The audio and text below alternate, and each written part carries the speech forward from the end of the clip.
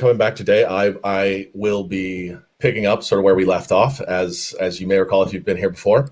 I am Brent Weeks, author of the Night Angel books and the Lightbringer books, and I answer your questions. So I pick up any of the old questions that I've missed from months past or talks past, and I always look them over and I try to find some interesting ones that I can just jabber about. And for some reason, you guys keep showing up to hear me opine. So first of all, if I'm here looking for my plague haircut, this is it. You can judge for yourself. I should have put up a poll, but I was too busy writing. This is how your hair can turn out when you cut it yourself. So yes, premature balding is a known side effect. But I just couldn't stand it. It made me think, and this is just completely bonus. Like, when this is all over, like, we're gonna have to be like going back to our hairdressers, our stylists, our barbers, and like, how are they gonna look at us? Like, are we gonna feel like a Catholic who hasn't been to confession for like 20 years? You know, when you come into your barber and you look at them and they look at you and they know and you know, like do you say anything about it, or do you just sit in the chair and sort of give them double the usual tip? I'm kind of scared about that. So I might just go completely bald. I might just shave it bald. My younger daughter, who is the fashion police in my family, I'm not sure how that happened. It's apparently that's an inborn trait. She says, for a long time, she said she wouldn't love me once I lost all my hair. So that's been traumatic. And that now she's 5, and she's coming to terms with her, you know, stages of grief, I suppose. And so now she says, Daddy, I will love you when you lose all your hair. I just won't like you anymore. So dang, you know, kids handing us the hot truth that adults won't tell us anymore. Okay, so that was all on the side. That was all bonus. I'm going to start today with a couple of questions that you guys put in, that you put in months past. So Sergio Vasquez, and blanket, sorry for the names, said, in one phrase, what do you think makes a story meaningful? Discuss that. Oh, thanks. In one phrase, what makes a story meaningful? I'll play your game, Sergio. Real solutions to fake problems. And by that, what I mean is, in fiction, of course, everything is fake. Like, everything that we're doing is not real. It's fiction. But the solutions that we posit for our characters, for their fake problems, those have to feel real to the readers, and that's going to change depending on the reader. So I read a novel years ago, and I'll change the details just a smidge to protect the guilty, where there was sort of a love triangle. I think one of the characters was magically transforming into something else, and the girl really loved this thing in its other form. Again, I'd be more specific, but that might make it obvious to certain people who read a lot of old SFF. So she really loved this animal and thought it was great, and also had a love interest. And then when she realized that the animal was also a human man, she cheated on her love interest, and with said transforming man, which seemed really interesting. Like right, this is clearly going to cause problems, and so what happened is they decided to all just be adult about it and have an open relationship, and that's what they did, and that was the solution to the problem, which I'm sure probably made some some polyamorous readers very happy to see themselves represented or whatever, but it hadn't been seeded at all in the it hadn't been seeded that she was kind of open to this sort of thing, or that was a cultural thing at all. So when you got a fake solution, or you got too easy of a solution to a real problem, like love triangles are a real problem. Like I mean, I've never been involved in one. Yeah, dang, flashbacks to high school. But people have them, right? And there are choices we make in our love lives. And usually the answer we don't get to have is, why not both?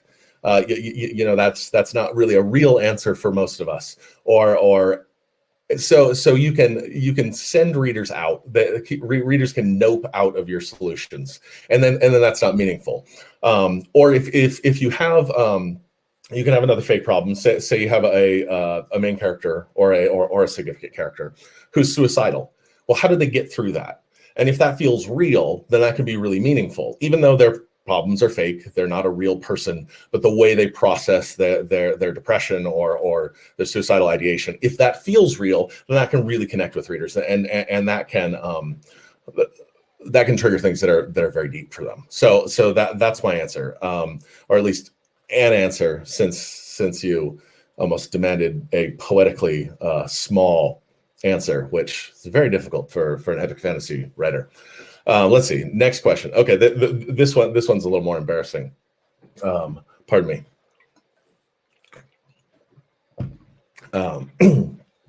This one's embarrassing because my answer is really long. Tom asks, what piece of writing are you most proud of? And this is the which of your children is your favorite kind of a question. So first, I'm going to object to the premise. Which piece of my writing am I most proud of? And then I'm going to answer it.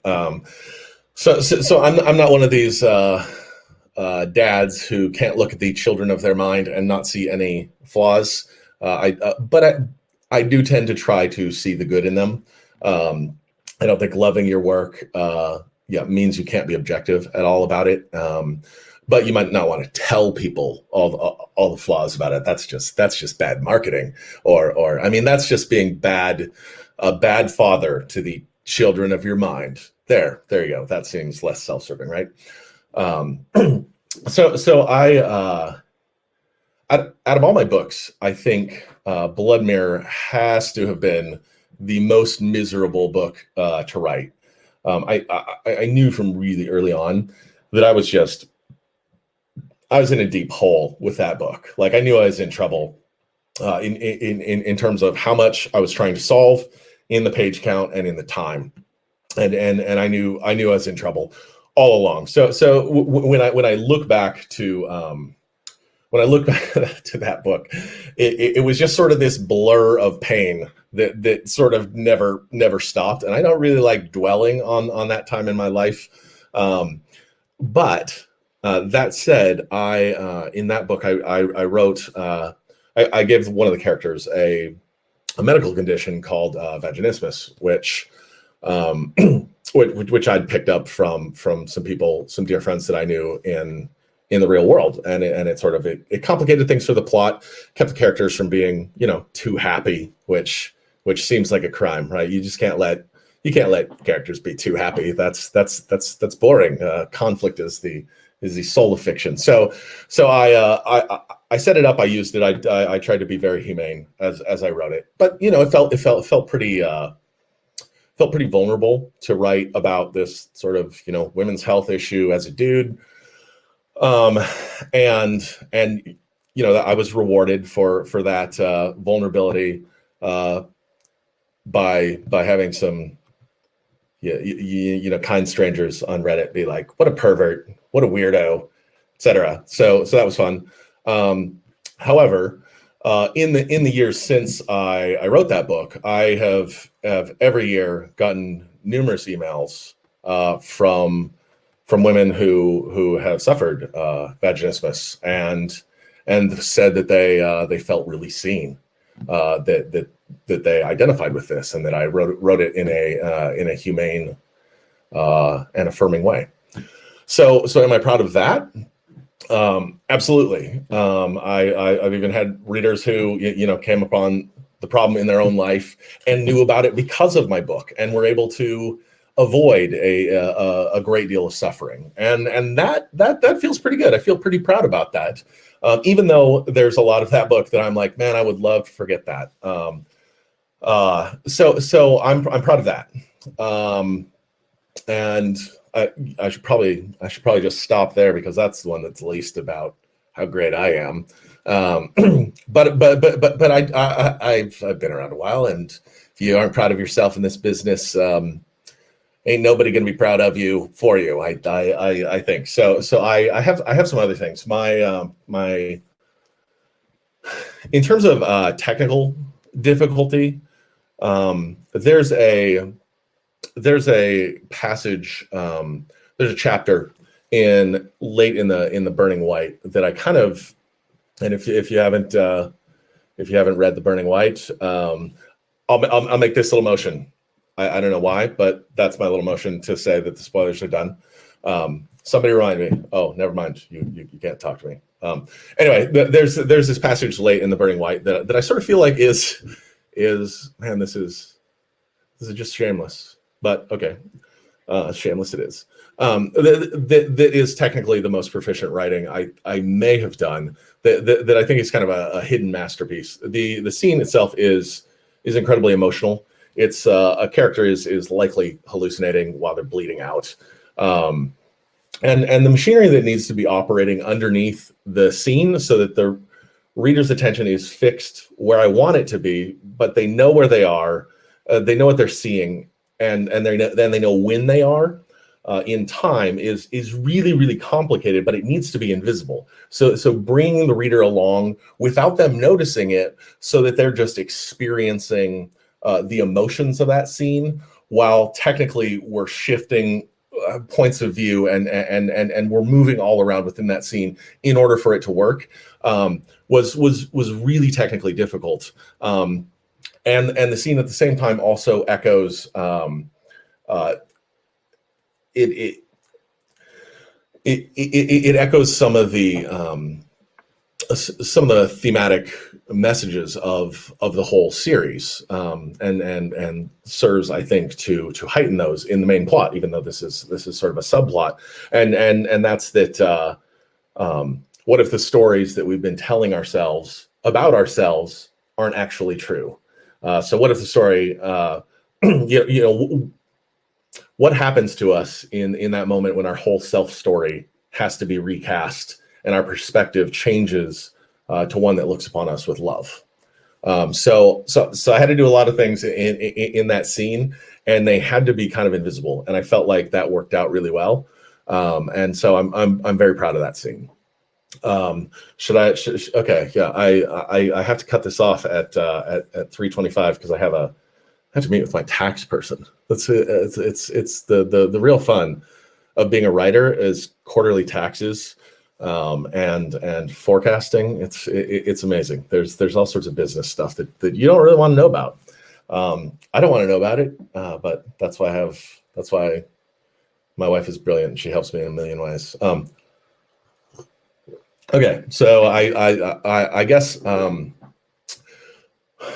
talk about one more thing I'm proud of, which is the kind of thing I usually shy away from, because I don't like it when authors mystify the process of writing, and all of us are prone to do that, or all of us are rewarded when we act like we're great geniuses. And it's like, oh, that was so hard, and like I did this thing and it was amazing, and to talk up what we do makes us sound better, and really a lot of writing comes down to simple techniques done well, and there's just many of them. There's a reason that writers often sort of reach the peak of their career, or the peak of their output in their 40s to 50s, where poets might hit in their 20s, and other things might hit much earlier. It's the number of things, the number of tools that you have to learn how to master in a book to create a novel is just it's an enormous amount of technical skill. And most writers want to, or most young writers want to skip right past that and pretend that you can just be carried on talent or something, or that writing is this thing that just happens rather than that a lot of it is work. And then there are writers who pretend that there isn't art to it, that it's all just technique, and that it's all just skill, and that there's nothing sort of well, it's divine. Sorry to use very kind of wifty language there. And there are moments of genius that hit us in writing. There are things that happen that are like, I don't know where that came from. I can't explain it. It just happened. It was awesome. I knew what to do with it once it happened, but it was magical. And so there is a magical side to writing. Most of it is not that. So I try to talk about the part that is under your control, and then I try to help you as a writer be positioned so that you know what to do when the magic happens, but don't expect the magic every day. So in when I was writing, well, early on in the Lightbringer series, I had this idea of I'd been building the character, Gavin Guile. I'm still doing some spoilers here. Although I'm trying to keep it really light, but and even if you hear them, I don't think it'll wreck the whole book for you. So Gavin Guile he's the head of a religion, right? And he's a hypocrite. He doesn't really believe in what the stuff that he's sort of forced to preach in order to keep his power. And one of the big themes of the series is about integrity, and it's about loyalties and this and that. So he's been holding on to this piece of him that knows he's doing stuff wrong all the time. And you wonder, sort of, like, it's touched on over and over, like how deep does the rot go? Is there anything redeemable about this religion? Is there anything real about it? Is it based on anything true, or is it all just people using religion as opiate of the masses kind of stuff, or people using it cynically for their own ends? Certainly, you see a lot of people at the top who are using it cynically for their own ends, and you get fewer glimpses of people who are true believers, not in the pejorative sense, but in the real sense, the people who are trying to do good through their religion. And so I thought that the easiest thing for me to do with this series would be to sort of keep it mysterious. Let's see if I've got time. Yes, I do.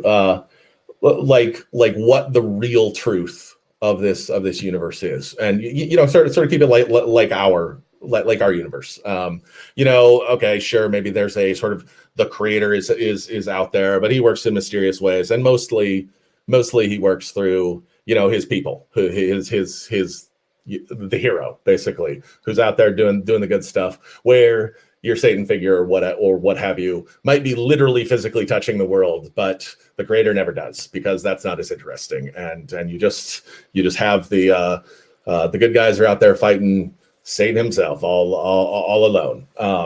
And to me, that's like, okay, that's totally fine. Like dramaturgically, that works really well, because if your characters have to go fight Satan himself, like, well, that's an overwhelming enemy, and how are you possibly going to win?